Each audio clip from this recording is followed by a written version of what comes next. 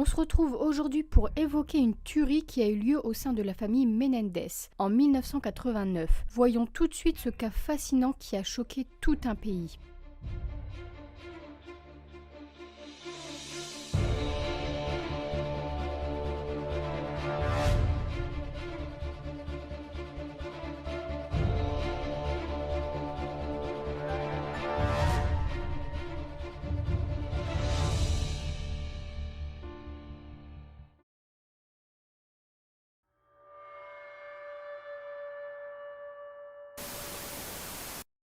Nous sommes en 1989 dans la famille américaine Menendez. Cette famille vit dans une grande demeure de Beverly Hills, dans une rue très huppée avec de très grandes demeures où plusieurs célébrités ont également occupé ces logements. La famille est composée du père José Menendez, de la mère Mary-Kitty Menendez et de leurs deux fils Joseph Lyle et Eric Galen Menendez qui ont 18 et 21 ans. La famille Menendez est perçue comme une bonne famille. José travaillait dur, c'était un producteur de cinéma, il avait construit sa fortune. José est né à Cuba et est arrivé sans $1 en poche aux États-Unis à l'âge de 16 ans. Kitty était une belle femme, une épouse et une mère de famille. Leurs fils, Lyle et Eric, allaient dans de bonnes écoles et faisaient du tennis. Tout semble alors aller pour le mieux. Il s'agit d'une bonne famille américaine comme on en voit. Mais attention, la réalité est plus sombre. Nous sommes maintenant dans la soirée du 20 août 1989. Les parents José et Kitty sont dans leur canapé et ils regardent la télévision. Les frères Lyle et Eric, quant à eux, sont de sortie au cinéma. Et vers 22h, des voisins entendent des bruits sourds venant de la maison des Menendez. Qu'est-ce que cela pourrait être? Quel genre de bruit? Nous allons le découvrir tout de suite. Un peu avant minuit, les deux frères rentrent chez eux après leur séance de cinéma. Et là, ils découvrent une scène d'horreur, une scène horrible et macabre. Ils découvrent leurs parents gisant au sol dans un bain de sang. Leurs parents sont décédés, ils ont été assassinés par balle. Ils décident alors d'appeler immédiatement les urgences. Le fils aîné, Lyle, compose le 911 et Lyle, effondré, en larmes, explique la situation. Je vous laisse écouter cet appel. Emergency? Yes, please. What's the problem? What's the problem? What's the problem? Someone killed my parents. Pardon me? Someone killed my parents. What? Who? Are they still there? Yes. The people... No. Were they shot? Yes, man, were they shot? Yes. They were shot? Yes. 112, 722 North Elmore Park.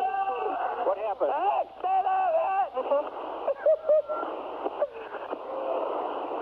have a hysterical person on. We're trying to get screened further. Other units responding. Is the person still there? What happened? We have units around. What happened? Who shot who? I don't hear anything. I just came home. You came home and found who shot? Mom and Dad. You know if they're still in the house, the people that did the shooting. Get away from them. Okay. Hey, let me talk to Eric. Who is the person that was shot? My mom and my dad. Your mom and dad? My mom and my dad. Okay, hold on a second. Okay, we're on our way over there with an ambulance. Okay, I gotta go. Okay.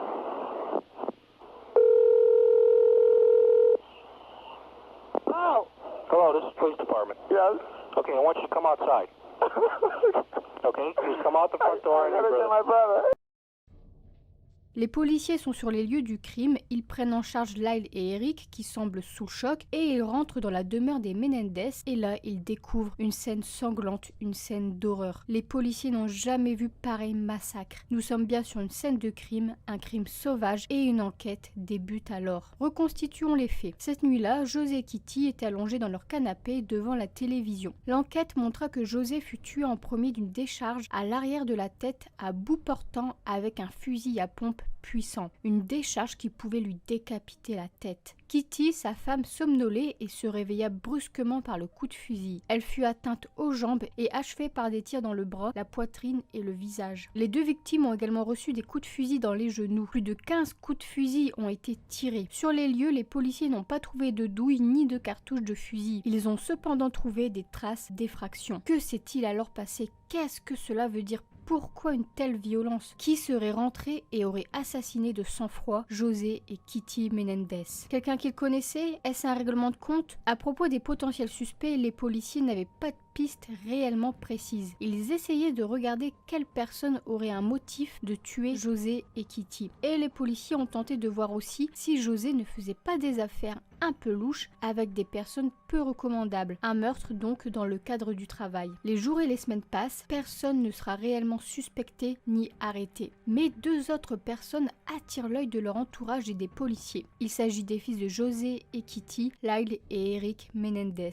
En effet, le comportement des deux frères va surprendre. Après la mort tragique de leurs parents, les deux fils ont perçu l'assurance vie et ils ont hérité de la fortune familiale qui s'élève à 14 millions de dollars. Et les autorités ont trouvé étrange leur ambition autour de cet argent. En effet, Lyle et Eric ont dépensé près de 700 000 dollars en un peu plus de 6 mois. Lyle achète Rolex, vêtements de marque, Porsche et un restaurant. Il en ouvre deux autres en Californie et au New Jersey. Et il fonde aussi une compagnie d'investissement. Eric, quant à lui, achète un 4x4 et affiche des ambitions politiques et veut devenir sénateur. Mais avant, il souhaite devenir tennisman professionnel et se paie un coach à temps complet. Après tout, c'est leur argent, mais ça suscite des interrogations. De plus, les deux frères ne sont pas totalement inconnus de la justice. 2 ans plus tôt, avant d'arriver dans leur maison de Beverly Hills, les frères volaient dans les maisons voisines. Furieux, José Menendez fait alors le tour des voisins et rembourse les objets volés. Eric et Lyle sont eux condamnés à du sursis et Eric doit voir un psychothérapeute, le docteur Oziel, qui joue un rôle important dans cette affaire, vous verrez. 6 mois plus tard, la police n'a toujours identifié aucun suspect. Lyle et Eric continuent à dépenser leur fortune et ils sont toujours dans la ligne de mire des policiers. Mais ils n'ont aucun indice matériel,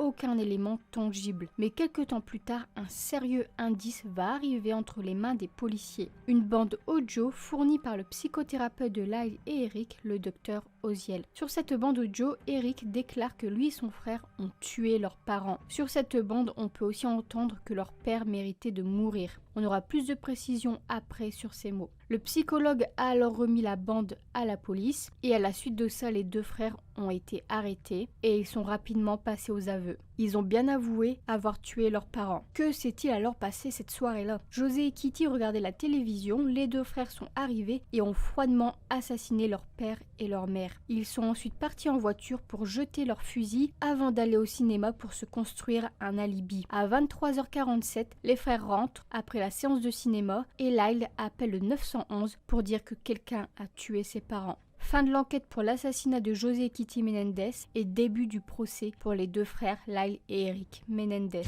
Lors du procès, ils sont accusés des meurtres au premier degré de leurs parents. Ils risquent la peine capitale. Lyle et Eric Menendez sont d'abord jugés séparément en 1993. Le procès est diffusé à la télévision, mais les deux procès sont annulés au profit d'un procès unique qui débute en 1995. Le premier procès a été annulé car le jury était divisé. Ils n'arrivaient pas à se mettre d'accord. Il s'agit d'un cas assez complexe, nous allons voir ça tout de suite. Il faut alors organiser un second procès. Que s'est-il dit lors du procès de 93 et de 95? Selon l'accusation, le mobile des crimes serait simplement l'argent, la fortune familiale. Ils auraient tué leurs parents pour hériter de la fortune s'élevant à 14 millions de dollars. Mais les deux frères ont une toute autre raison. Écoutez ça. Les deux frères vont expliquer avoir tué leurs parents car ils accusent leur père d'abus physiques et sexuels. Ils invoquent alors l'autodéfense craignant pour leur vie. Et ils auraient tué leur mère car elle était au courant de ce que leur père faisait, mais elle n'aurait jamais réagi à ces violences. Lyle et Eric expliquent alors et soutiennent faire l'objet depuis leur enfance de sévices sexuels de la part de leur père. Eric décrit une scène de sodomie et Lyle des attouchements sous la douche. Et pour appuyer sur ces dires, leur cousin Andy Keno confirme avoir été mis au courant de ces faits par Eric alors qu'il était plus jeune. Lyle et Eric sont-ils alors d'effroyables meurtriers ou est-ce eux les victimes de leurs parents?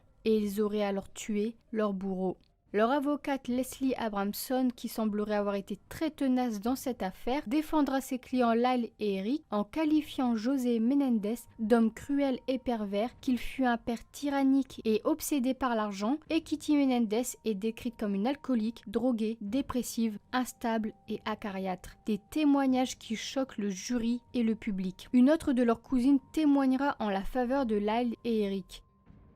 Je me souviens une nuit, Lyle est venu me voir, il m'a demandé s'il pouvait dormir dans le lit près du mien parce qu'il avait peur de rester dans sa chambre car son père le touchait. La propre sœur de José, la tante donc de Lyle et Eric, déclarera plus tard qu'elle aimait et qu'elle respectait son frère José, mais qu'elle sentait qu'il se passait quelque chose d'anormal. Elle n'était en fait pas si surprise de ces révélations. J'ai aussi lu d'autres témoignages dans le sens des deux frères, où beaucoup de personnes avaient peur de José, qu'il était agressif, qu'il avait une emprise sur sa famille, qu'il pouvait s'énerver et devenir très violent quand leur fils perdait un match de tennis, que leur père était narcissique et que ses fils devaient lui ressembler, que Lyle et Eric devaient être au top, devaient être parfaits. Bien sûr, d'autres personnes soutiendront aussi que Lyle et Eric ont fait ça pour l'argent. S'agit-il donc d'abominables meurtriers ou de véritables victimes? Après un long procès, le 2 juillet 1996, les frères Menendez ont été condamnés pour meurtre prémédité au premier degré. Le jury les a condamnés à la prison à vie sans possibilité de libération. Selon des membres du jury, la notion d'abus sexuel n'a pas été prise au sérieux ni même évoquée dans les délibérations. Eric et Lyle sont alors condamnés et envoyés dans 2 prisons différentes et ils ne se verront plus durant 22 ans. Ils ont cependant fait appel de cette décision, 2 appels exactement en février et en mai 1998 qui ont été toutes les deux rejetés. 22 ans plus tard, en février 2018, Eric et Lyle sont tous les deux incarcérés à une prison à San Diego en Californie. Ils ne s'étaient pas revus depuis 1996, ils étaient détenus séparément et ils s'écrivaient des lettres chaque semaine. C'est seulement en 2018 que les 2 frères ont pu alors se retrouver. Les 2 frères auraient immédiatement éclaté en sanglots en se voyant et ils se seraient embrassés pendant de longues minutes sans dire un mot. Ils peuvent désormais se retrouver lors des repas et dans la cour. Aujourd'hui, les 2 frères maintiennent toujours leurs revendications d'abus parentaux et sexuels et ils disent qu'ils ne méritent plus d'être emprisonnés. Non, je ne le mérite pas, a dit Eric Menendez lorsqu'on lui a demandé s'il méritait sa peine. Je ne dis pas ce que j'ai fait était juste ou justifiable, je devais aller en prison, mais nous payons cher pour nous être défendus après ce qu'ils nous ont infligé. C'était l'histoire de la famille Menendez, j'espère qu'elle vous aura plu. Pensez-vous qu'ils ont tué leurs parents pour se défendre des sévices sexuels qu'ils subissaient ou bien pour percevoir la fortune familiale? Je vous dis à la semaine prochaine pour une nouvelle vidéo.